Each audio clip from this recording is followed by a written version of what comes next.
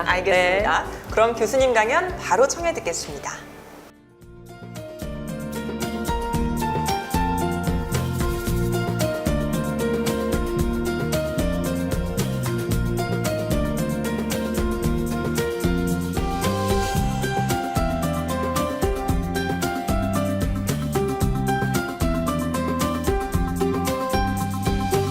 자, 여러분 어떤 친구를 사귀고 계신가요? 지금 손가락 5개를 딱 한번 펼쳐 보실까요?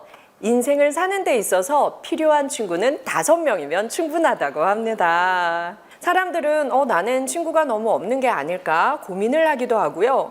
친구가 몇 명 정도 있어야 하나요? 이런 질문들을 하시는데요. 심리학이 연구해 보니까 나를 포함해서 5명이면 충분하다라고 얘기를 합니다. 그런데 이 친구 안에는 내 가족도 들어갈 수 있어요. 그리고 꼭 나이가 같아야 할까요? 아니요. 성별이 같을 필요도 없고 나보다 훨씬 어려도 나보다 훨씬 나이가 많아도 인생의 친구가 될 수 있습니다. 그런데요, 다시 한번 손가락 5개를 펼쳐볼까요? 이 5명이 함께 모이면 늘 행복한 대화를 나누십니까? 이 5명이 함께 모이면 어떻게 우리가 더 성장할까? 이런 이야기를 많이 나누시나요? 서로가 칭찬과 격려와 위로를 충분히 나누고 계십니까? 그렇지 않다면 오늘 함께 좀 고민해 보면 좋겠습니다. 자, 우리가 손가락 5개를 딱 펼쳤을 때 내가 가장 부족한 사람이면 좋습니다. 나보다 4명의 친구는 나보다 더 긍정적이고 나보다 부지런하고 나보다 훨씬 선한 영향력을 많이 미치고 나보다 신앙생활도 더 열심히 하고 참 배울 게 많은 친구들과 내가 함께하고 있구나 라는 생각이 든다면 지금 정말 잘하고 계신 겁니다. 우리가 가족은 바꿀 수가 없어요. 그런데 친구 관계는 우리가 죽는 그 순간까지 변화될 수 있습니다. 친구 사이에 어떤 영향을 서로 주고받을까요? 내가 좋은 사람이라면 내 친구의 친구의 친구까지 좋은 영향이 갑니다. 그런데 내가 아주 나쁜 습관을 가지고 있다면 내 친구의 친구의 친구까지 그 영향을 미친다는 것입니다. 내가 많이 먹고 뚱뚱해졌어요. 이거 내 인생인데 아니에요. 내가 갑자기 뚱뚱해지면 내 친한 친구들에게도 영향이 가더래요. 자, 내 친구가 비만해질 경우에 2년에서 4년 사이에 내 체중이 늘어날 가능성은 45%나 증가했습니다. 왜일까요? 만나면 같이 얘기하면서 먹는 횟수도 많아지잖아요. 그러면 내 친구의 친구가 비만해지면 나한테 상관없을 것 같죠? 내 체중이 늘어날 가능성은 무려 20%나 높아졌습니다. 내 친구의 친구의 친구가 비만하다면 아무 영향이 없을 것 같지만 내 체중이 늘어날 가능성은 무려 10%나 높아졌다는 거예요. 그럼 우리는 친구를 사귈 때 이 친구만 볼 게 아니라 이 친구는 어떤 친구들을 또 사귀고 있는지까지 봐야 한다는 게 이 심리학 연구의 결과입니다. 그 친구의 친구의 친구까지도 우리는 서로 영향을 주고 받는다는 것이죠. 나에게 안 좋은 습관을 전염시키는 친구, 타인을 험담하는 나쁜 에너지 전염시키는 친구, 그리고 계속 나에게 자존감이 낮아지는 말들을 자꾸 하는 친구, 이런 친구와 가까이 있으면 내 인생에 독이 된다는 걸 우리는 알아야 합니다. 그렇다면 내 친구가 행복하다면 나에게 득이 있을까요? 없을까요? 있습니다. 자, 내 친구가 행복할 때 내가 행복해질 확률은 15% 높아졌습니다. 그래서 내 친구가 요즘 뭐 일이 잘 되고 이 친구가 잘 나가요. 질투하고 시기하면 내가 얻는 이득이 하나도 없습니다. 그런데 옆에서 박수치면 나에게 몇 %의 행복이 온다고요? 15%나 행복이 옵니다. 이걸 안다면 오늘부터 내 친구에게 좋은 일이 있다라고 하면 옆에 가서 박수치고 함께 기뻐하면 됩니다. 15% 내가 오늘 갖고 오는 거예요. 내 친구의 친구가 행복할 때 내가 행복해질 확률은 10% 높아졌고요. 친구의 친구의 친구가 행복할 때 내가 행복해질 확률은 6% 높아졌습니다. 자, 나쁜 영향력이 전파가 훨씬 강력해요? 좋은 영향력이 전파가 강력해요? 그렇죠. 그래서 우리가 까마귀 노는 곳에 팽로약 하지 마라. 그리고 어릴 때 우리 아이들한테 나쁜 친구 사귀지 마라. 이 말을 우리가 많이 했던 거예요. 그러면 우리 또 하나 반성해야죠. 나의 안 좋은 습관, 나의 불행이 내 주변 사람들에게 아주 강력히 전염될 수 있다는 걸 알아야 합니다. 친구라는 개념으로 말씀을 드렸는데요. 타인인 친구에게도 이렇게 막강한 영향력이 미치는데 하물며 내 가족에게는 어떻겠습니까? 내가 행복해야 내 가족이 행복해질 확률이 15% 이상 높아지는 것입니다. 자, 그래서 맛있는 거 있을 때 싸가서 집에 가서 드시지 마시고 내가 먼저 빨리 먹어도 됩니다. 지나가는데 예쁜 옷이 70% 세일이래요. 2만 원밖에 안 하네요. 고민하다 가지 마시고 하나 오늘 사 입어도 됩니다. 그로 인해서 내가 행복해지면 우리 가족들에게 오늘 최소 행복 15% 이상 쏘는 게 되는 거예요. 그래서 내 행복을 아끼지 말고 미루지 말고 내가 마음껏 즐기고 집에 가서 내 가족에게 전파하자 생각하시면 됩니다. 자, 그래서 다시 손가락 5개 펼쳐보시겠어요? 이 중에서 늘 입에 독을 품고 사는 사람이 있다면 오늘 좀 멀어지세요. 그리고 만났는데 늘 자기 자랑만 하고 나의 자존감을 낮추는 말을 하는 친구라면 내가 좀 성장할 때까지 좀 덜 만나세요. 그렇게 하시면 좋겠습니다. 오늘 지금 막 영순이, 둘순이, 삼숙이 누구랑 더 친해지고 누구랑 좀 멀어져야 되나 고민이 되시죠? 아주 훌륭한 고민입니다. 자, 여러분. 나이 들수록 친구를 더 잘 사귀어야 합니다. 그 이유는 나이 들수록 우리의 뇌는 긍정적으로 변해간다, 부정적으로 변해간다? 예, 부정.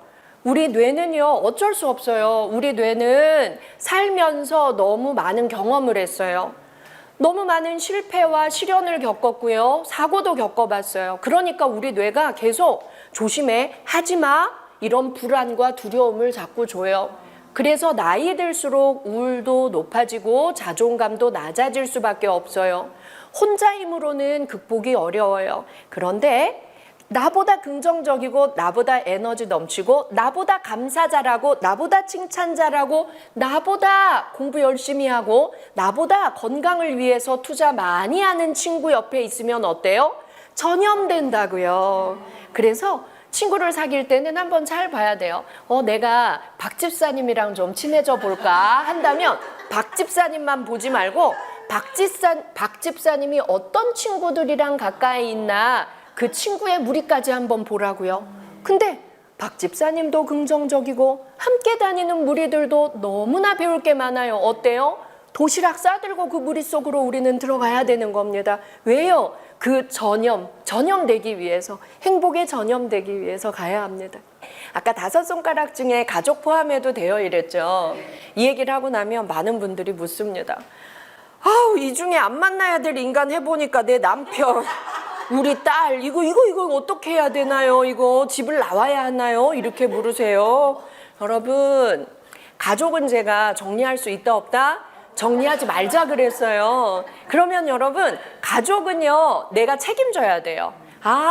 내가 더 긍정적으로 변해서 내가 더 감사 잘하는 사람이 되어서 칭찬 잘하는 사람이 되어서 내 가족에게 전염해야겠다라는 책임감을 오늘 가지시면 되는 겁니다.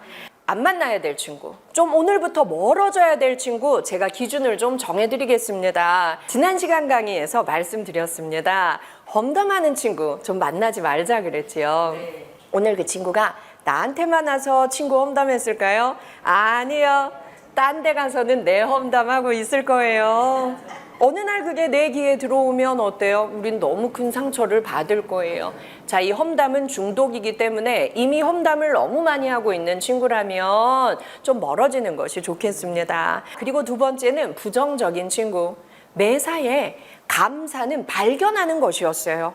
감사는 누가 옛다 선물로 주는 게 아니라 모든 순간에서 감사를 찾아내는 긍정적인 뇌가 있었거든요.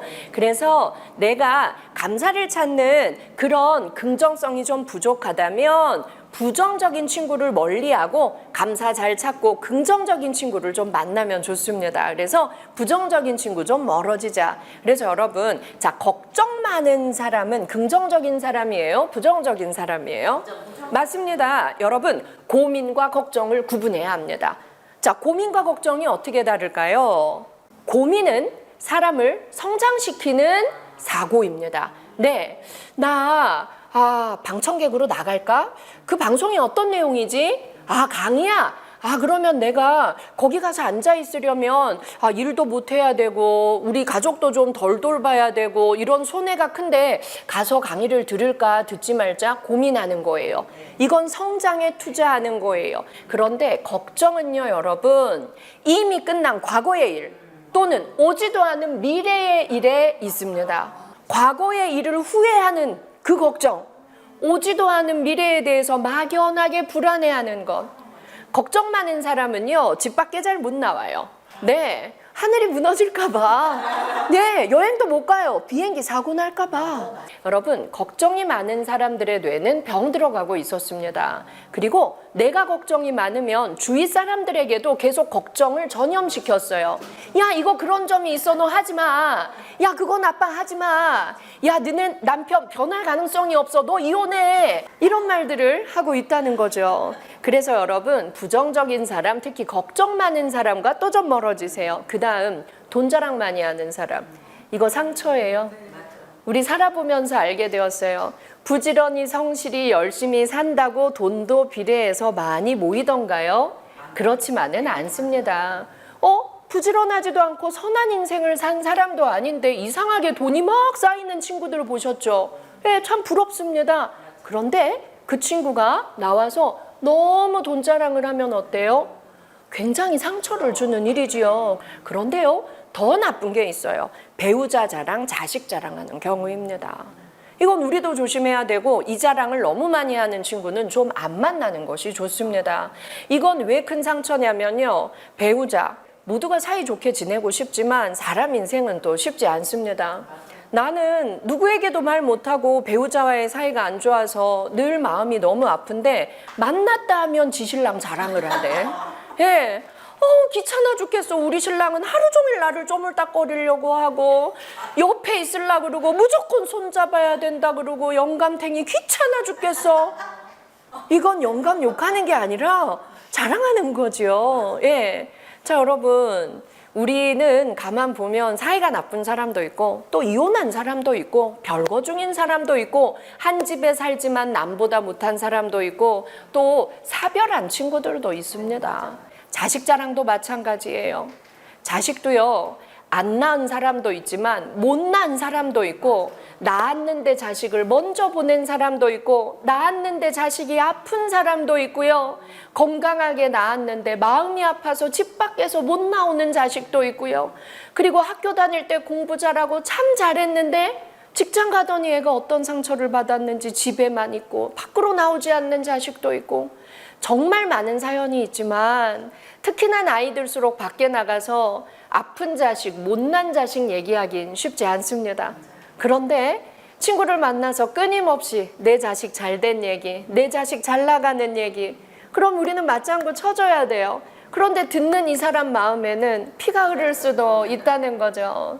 그래서 여러분, 돈 자랑, 배우자 자랑, 자식 자랑은 상대가 물었을 때 조금만, 그리고 상대가 정말 기뻐해주고 박수 쳐주면 반드시 밥을 사세요. 예, 보답을 해야 될 일입니다. 마음껏 자랑하고 어머 질투나나 봐, 별로 호응도 안 해주네, 섭섭할 일이 아니라 내가 조금만 말해도 기뻐해주는 친구들이 있다면 너무나 고마워하면서 밥 사야 될 일이라는 거죠. 그래서 우리는 나이 들수록 상대의 마음을 많이 공감하고 상대를 진심으로 위로할 줄 아는 그런 친구와 함께 있을 때 우리가 상처를 피할 수가 있고 나를 지킬 수도 있습니다. 공감이 좀 되시나요? 네. 나는 운이 좋았다라고 말하는 사람은 늘 운이 좋았던 사람이 아니라 9번의 불행 속에서도 한 번의 행운을 더 크게 보는 사람이었습니다. 나는 인복이 많았어요 라고 말하는 사람은 9번의 인간관계의 실패를 보는 게 아니라 정말 고마웠던 그 한 사람을 크게 귀하게 보는 사람이었습니다. 그리고 고난이 닥쳐도 금방 해결됐다라고 이분들은 말합니다. 고난이 닥쳐오지 않은 게 아니라 고난이 닥쳐왔지만 금방 해결된 것에 감사합니다 라는 말이겠죠. 자, 여러분, 인생을 행복하게 성공적으로 살고 있는 사람들의 공통점은 무엇인 것 같아요? 정답입니다. 네. 긍정을 발견하는 능력이 탁월한 사람이지요. 예, 긍정이 긍정을 부르고 행복이 행복을 부릅니다. 그래서 내가 먼저 긍정적인 사람, 내가 먼저 행복한 사람이 되면 내 주변에 그런 사람들이 막 다가오는 것이지요. 자, 쉬고 쓴 레몬. 자, 누가 레몬을 주고 하나 지금 빨리 드세요. 먹을 수 없어요. 아주 쉬고 씁니다. 버리는 사람도 있을 거예요. 나는 쉬어서 못 먹어. 그런데 집에 가져가서 시원한 레모네이드를 맛있게 만들어 먹는 사람도 있습니다. 나에게 주어진 재료가 중요한 것이 아니라 그것을 어떻게 긍정적으로 활용하는지가 중요하지요. 오늘의 마지막은 친구 자랑 좀 하겠습니다. 제 친구예요. 제가 위에 말이 아닌 체온으로 위로하자라고 써놓았는데요. 정말 좋은 친구는 100세까지 함께 갈 수 있는 친구는 말이 아닌 체온으로 상대를 위로할 수 있는 친구입니다. 저희가 아직 50이 안 됐는데요. 이 친구가 뇌수술을 크게 했어요. 그리고 심장에도 심장을 인공적으로 움직이게 하는 기계까지 이렇게 박은 아주 몸이 아픈 상태였습니다. 저는 죽을 때까지 이 친구에게 은혜 갚아야 될 게 하나 있거든요. 이 친구는 제가 대학교 4학년 때 저희 아버지께서 암투병을 하다가 돌아가셨을 때 저는 집이 부산이어서 부산에서 장례식장에 앉아서 그냥 세상이 그냥 까맣게 느껴졌어요. 그리고 귀에는 왕왕왕왕 소리가 들려서 아무 소리도 들리지 않았어요. 장례식 내내 누가 왔다 갔나 기억도 나지 않아요. 나는 이제 아빠 없이 살아야 하네. 우리 아빠는 너무 젊은데 하나님은 왜 우리 아빠를 벌써 데려가셨을까? 제 마음엔 분노와 원망이 너무 많았어요. 그런데 제가 아버지를 화장하고 나서 딱 돌아서는 순간까지 한 번도 울지 않았어요. 저는 하나님께 너무 화가 나 있었기 때문이에요. 왜 나에게? 왜 나에게만? 근데 딱 돌아섰는데 이 친구가 화장터 기둥 뒤에 서 있더라고요. 그래서 제가 깜짝 놀랐어요. 별로 안 친했어요. 그리고 서울에서 부산까지 제가 친하지도 않은데 여기에 왔다고? 그래서 여준아, 너 언제 왔어? 왜 왔어? 이렇게 물어봤어요. 왜 왔어? 저라면 안 갔을 것 같아서. 그랬더니 이 친구가 첫날 밤에 기차 타고 왔어 이래요. 나 너 한 번도 못 봤어 3일 동안. 거짓말하지 마. 제가 이랬어요. 그랬더니 너를 보면 뭐라고 위로해야 될지 도저히 몰라서 식당에서 설거지만 했어 이러는 거예요. 손을 보니까 빨갛게 퉁퉁 불어 있었어요. 3일 내내 손님들의 설거지를 이 친구가 다 했다는 거예요. 저는 처음으로 이 친구를 끌어안고 펑펑 울었어요. 이 친구는 저에게 위로의 말을 한마디도 해주지 않았어요. 그런데 3일 동안 설거지했어. 그 퉁퉁 부른 손으로 제 손을 한번 만져줬는데 제가 사는 동안 제 손에 그 친구의 체온은 늘 남아 있었습니다. 그래서 그때 결심했어요. 이 친구가 살면서 어려운 일을 겪으면 내가 무조건 이 은혜를 갚으리라. 그건 돈으로 책정될 수 없는 뜨거운 위로였어요. 그래서 지금도 자주 연락 못해요. 장가 가서 잘 살고 있어서. 그런데 한 1년에 한 번 갑자기 전화 와요. 상미야, 잘 사냐? 너는 힘들다. 그럼 제가 막 계좌번호 막 농협 이렇게 제가 막 계좌번호 누르고 있더라고요. 그리고 제가 얼마 전에 지방에 강의를 가야 되는데 비가 너무 많이 오는 겁니다. 운전을 못 하겠더라고요. 근데 제가 떠오르는 얼굴이 얘인 거예요.